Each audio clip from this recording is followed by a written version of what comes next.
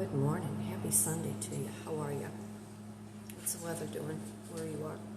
Sun is shining. It's going to be hot again today. I got so many stories to tell you. Hang on. This also might be a 2-pot coffee kind of day. Going out to see my G-babies later. My kids have been in Italy all week. Their flight comes home tonight really late. Let me get situated here. I'll tell you more about all that on another little video. But I am Kitryn Marie, reside in St. Louis, Missouri, an artist, a writer, a speaker, a life, and a business coach. I teach a variety of art classes. I teach classes that enrich women's lives, and I show them how to use color, bring color into their life, introducing shapes that you can form that turns into images. I also teach how to put a vision board together based on life coaching and psychology, manifesting through the things that you want to bring into your life for your highest good, using law of attraction, using law of assumption, and finding your inner core to the things that you gravitate to and you're not real sure why you gravitate to them. And that has to do with your higher power and your soul contract and so on and so forth. The painting class is $45. I bring all the supplies to you. You are more than welcome to book your 5. That's 5 of your friends, and you come to my home studio, so that's 6 of you at $45 each. Otherwise, if I come to your location, it is a minimum of $45. I bring all the supplies. You get to pick your theme either way. Vision board class, the life coaching is $65 each. You provide all the materials. Not a doctor, not a psychologist, not a psychiatrist. Don't play one on TV. I always feel like I have to interject and put that in there because I do not want people to get it twisted. I'm not treating anybody. I am not prescribing anything. It is an enrichment class to make you more aware of how you have lived life and the things that have held you back. What do I want to talk about? Oh, I got all kinds of things to talk about this morning. Let's talk about your health. Let's talk about in your vision board. I should be a weather person. On your vision board, I always say, pick 5 entities that mean the most to you that you want to work on in your life. You want to bring joy. You want to bring the highest good towards you, for you. I always say it is my home, it is my family, it is my travel, it is my pets, it is cooking, it is the way that I earn. And as I have gotten older and with the things that I've kind of had to endure over the last 20 years, that relationship status, that healthy partnership is kind of on the lower end of that board. And I'll get to that at some other point in time. But your health, in order to have any of those entities into your life, you need to be aware of your own health, and you need to be aware of the things that make you sick, whether it be environment stresses, whether it be family toxicity, whether it be the relationship that you are in that is causing vagal nerve damage, adrenal fatigue, things that create cancers, things that create female issues. I mean, there's a whole bunch. Now, mind you, I deal with mostly women. A lot of the women, needless to say, it's because their issues are because of a man. And that's just because with the woman, we use our heart. Everything that we decide, once we decide that, we are in love and that we want to contribute into this relationship, we usually, typically, most women, put everything on a back burner because we use our heart And too many women are out there trying to fix somebody, trying to fill a void in somebody else, that they are not aware of this emptiness that they hold within themselves. I am to the point that if you are not taking care of your physical health, your emotional health, your mental health, you are not entitled to take care of me at any point in time, in any shape or fashion.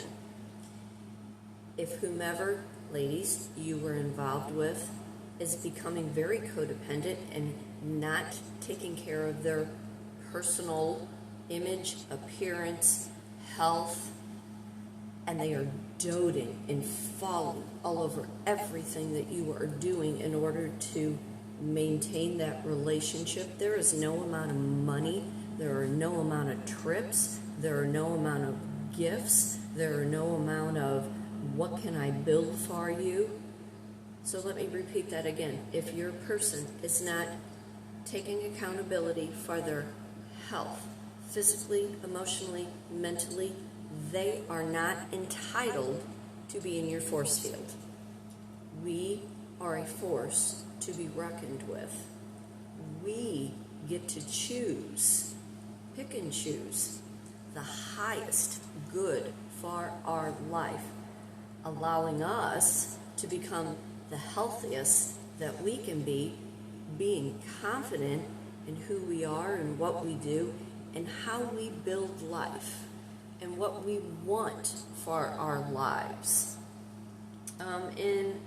In that healthy dynamic, in a healthy relationship, paying attention to the red flags. The other day I talked about terms and conditions, and you will see me scratch because I have, where like your skin doesn't tan, and it's very sensitive. There's a term for it, vitiligo maybe, and it itches all the time. It's a sensitive skin.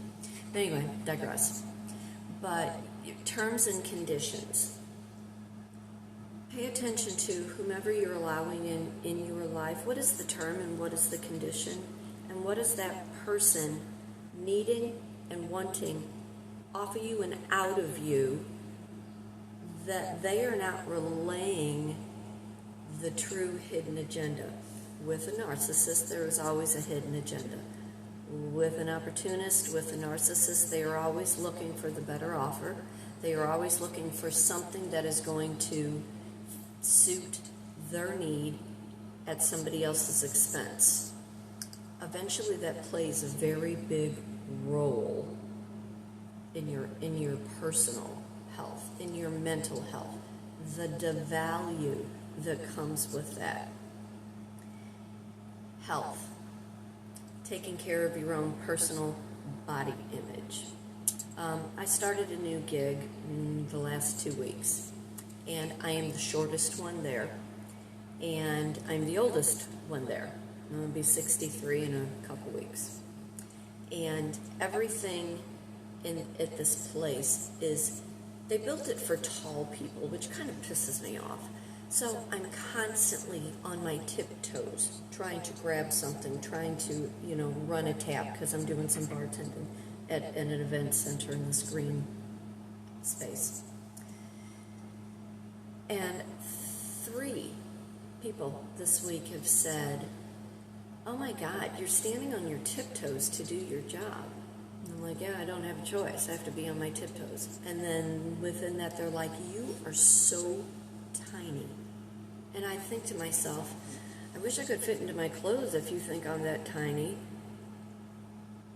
The devalue that plays in the back of your head, and we are the hardest on our own selves, because how we see our image is based on what somebody else along the line, our whole entire life, has told us.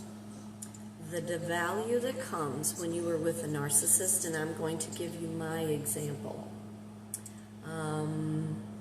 I was 48, 49, going through change of life with an experience that happened that is a personal experience. I don't talk about it.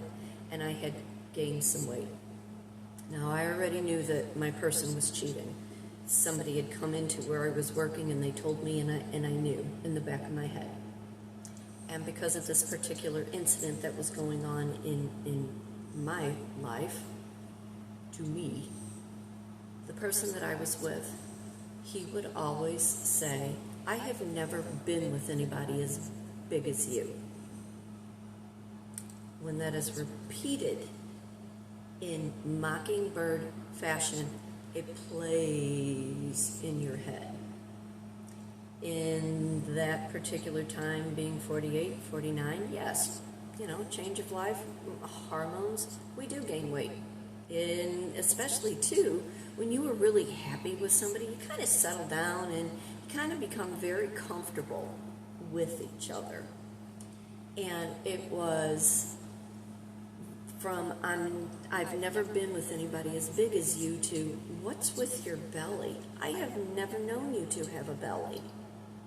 Now, mind you, I have always been, I have fluctuated from a size, younger days, from a size 7 to a size 11, 12.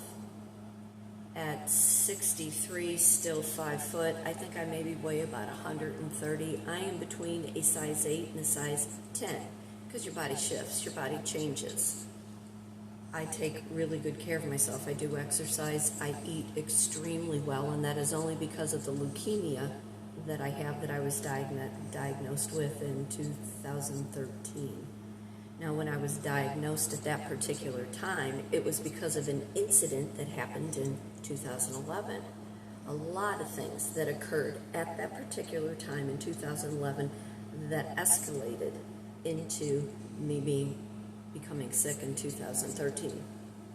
And in that health house, when you were putting your vision board together, depending on how important that is to you, when you are told you are sick, when you are told, hey, it can either go this way or it can either go that way, you make a conscious effort to change everything that you do. You change your mindset, you change the way you put things in your body. I like wine. I like a really good glass of wine, and I'll have 1 or 2, sometimes even 3, in a mason jar with a lot of ice, because I'm not a drinker, never been a big drinker. I like a margarita every great once in a while with a lot of ice. Again, a lot of ice. Water it all down. I will most often chase whatever I'm drinking with coffee. But you pay attention to those things that are going into your body, because you pay attention once you have been told you are sick. You pay attention to everything. You pay attention to not only the food and the beverage that you consume, but you pay attention to who you are allowing in your life and the amount of stress that they are creating for you. And especially when you are in a toxic relationship with a narcissist who has possibly discarded you, has been cheating on you, and yet they are still hoovering, they are still sending you texts, they are still coming into your work, they are still, drive by your house. I mean, there's a bunch of things that play a huge factor, and it often takes. Now, in the 2 years that I ran back and forth to our cancer center, and the type of leukemia I have falls more into an autoimmune. In 2011, I had gotten bitten by something, waited too long to get to the hospital, was waiting on an individual. He was a no-show. If I would have waited an hour longer, I would have been dead. The infection had gotten so bad that sepsis set in, and it completely destroyed the B cell. The B cell is what creates the functioning part of our immune system. So the type of leukemia I have stems from that incident in 2011. I have a damaged B cell, so my immune system is compromised. Now, when you're going through change of life, and the incident that I had to go through at that particular time, it created, a chain of events. There were multiple female surgeries. There was the 2 years that I ran back and forth to the cancer center. You know, and by the grace of God, I am as healthy, knock on wood, can be. But understanding cause and effect, understanding the root of what you need to get to in order to have that healthy entity on your vision board, understanding who has caused what you have had to do to survive, and the 10, 11, 12 years that it takes to heal from things people do not understand, things people have denied, things people will not be accountable or responsible for what they've created in your life, causing you to be sick. In that whole time, you know, I took quite a few years on top of studying, but really doing the deep dive in the mental part of how your life is altered when everything comes to a surface and you are very aware of what that root cause is and what you've had to go through in order to become the healthier part of your life. And it's a part of sharing your story to inspire somebody else. You know, in that time when I was sick, you know, I was flat broke, probably about as flat broke as I am now. And I have no issues or qualms telling anybody that, because it's life. We are all living a hell one way or another. I gotta get something to drink. But those people that come at you with terms and conditions, in that time when I was as broke then, people that want to help you, and this is from my experience. I cannot speak for anybody else, because not everybody is cruel when they are offering to help you. But when somebody is offering to help you get out of a situation, they don't turn around and use it against you, and they don't hold it over your head. They don't have a term and a condition, and especially if somebody has offered or given you something, to try to take it back through, some court of law for whatever reason.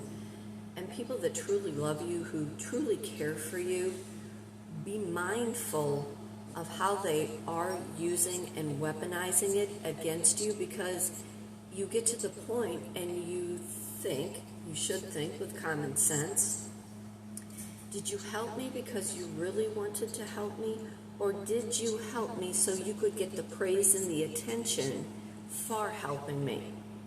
And anybody who knows me, I don't ask for help. I have to be in dire straits. This is how I was raised. My dad told me that you want something, go out and work for it.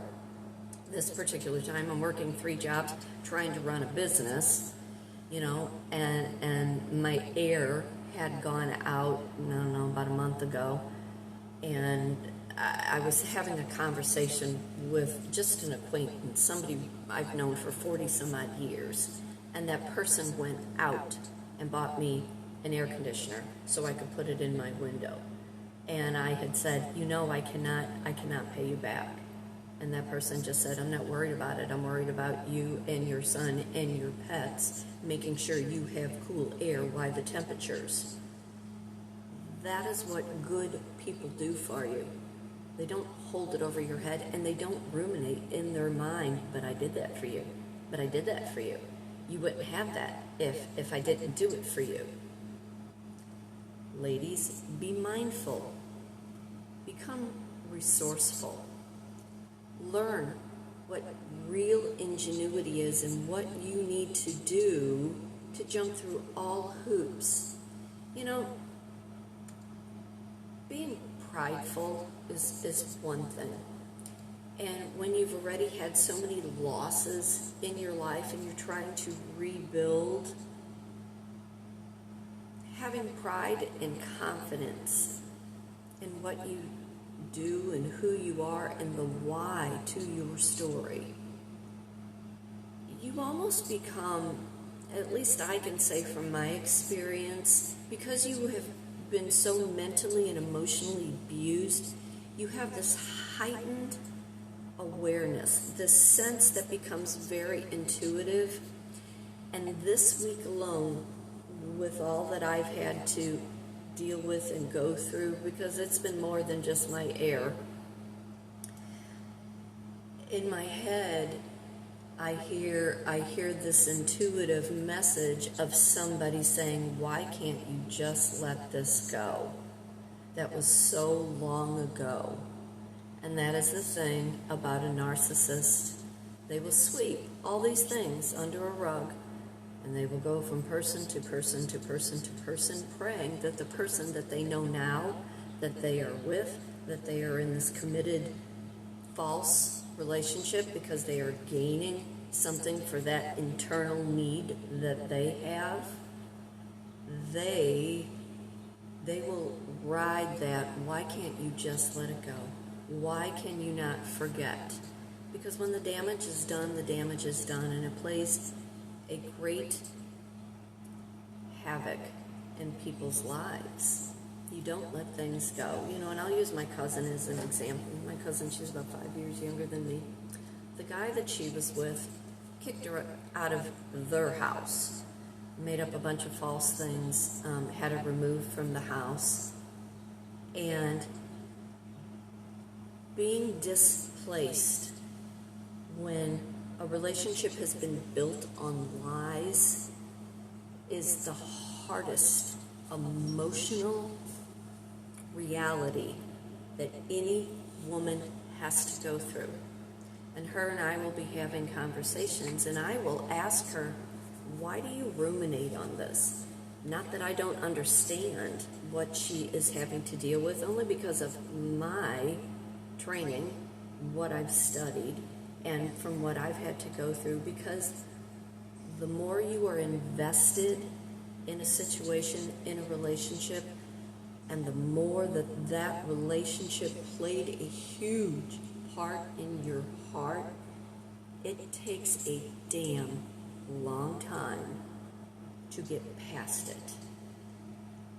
You do get over it, the scar builds, and as your scar builds and takes over your whole life and you become this whole other human being, the person that caused all the damage, that crap that they keep piling under that rug, the pile gets higher and higher and higher till they no more can walk over it, and they're tripping on it, and they fall on their face based on the lies, the falsities, and the cruel acts that they caused in somebody's life. Law of attraction says karma is real. What you put into the universe comes back to you. Law of assumption says you live the life you want to live.